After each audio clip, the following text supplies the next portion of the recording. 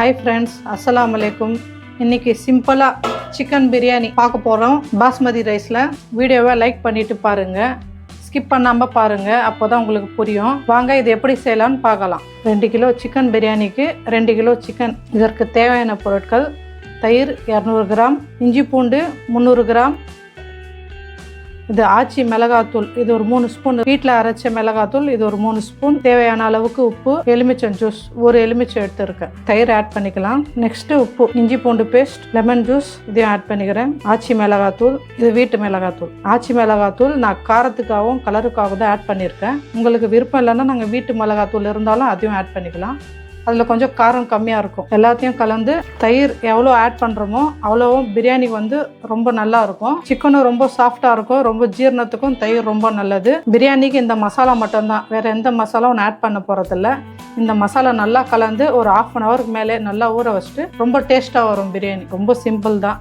2 kilo பிரியாணிக்கு 1/2 kilo வெங்காயம், 1/2 kilo தக்காளி, 3 கைப்பிடி கொத்தமல்லி, புதினா 2 சேர்த்துருக்கேன், பச்சை மிளகா 6-7, அரிசி 2 கிலோ, பாஸ்மதி அரிசி தான். வெங்காயம் தக்காளி கட் பண்ணிக்கலாம். வெங்காயம் தக்காளி கட் பண்ணிட்டேன். அரிசியில் இப்போ தான் தண்ணி போட்டேன். குக் பண்ண ஸ்டார்ட் பண்ண போகும்போது அரிசியில் தண்ணி போடுங்க, அப்போ தான் நல்லா வரும். வாங்க குக் பண்ணலாம். 1 கிலோவுக்கு 200 ml, 2 கிலோவுக்கு 400 ml எண்ணெய் ஆட் பண்ணிக்கலாம். எண்ணெய் நல்லா சூடாகட்டும். 4 பட்டை, 5 கிராம்பு, 4 ஏலக்காய். இப்போ வெங்காயத்தை ஆட் பண்ணிக்கலாம். இந்த அளவு வெங்காயம் நல்லா சுண்டின பிறகு தக்காளி போட்டுக்கிறேன். தக்காளியும் நல்லா வெந்து வரட்டும்.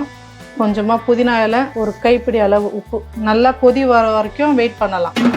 தக்காளி இந்த அளவுக்கு வதங்கி வர நேரத்தில் கொத்தமல்லி, புதினா, பச்சை மிளகாய் இதையும் ஆட் பண்ணிக்கிறேன். இதை நல்லா மிக்ஸ் பண்ணி கலந்து விடலாம். இந்த அளவுக்கு நல்லா வதங்கி வந்த பிறகு சிக்கனை ஆட் பண்ணிக்கலாம். சிக்கன்லேயே எல்லா மசாலாவும் போட்டுட்டேன். சிக்கனை மிக்ஸ் பண்ணிக்கலாம். சிக்கன் 75% நல்லா வெந்து வரட்டும்.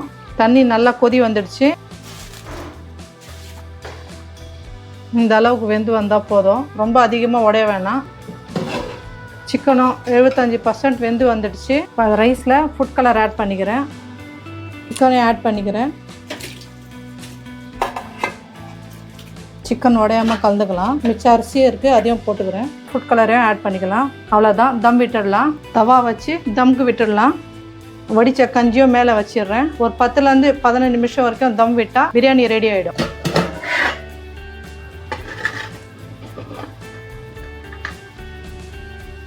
அவ்வளோதான் ஃப்ரெண்ட்ஸ், பிரியாணி ரெடி ஆகிடுச்சு.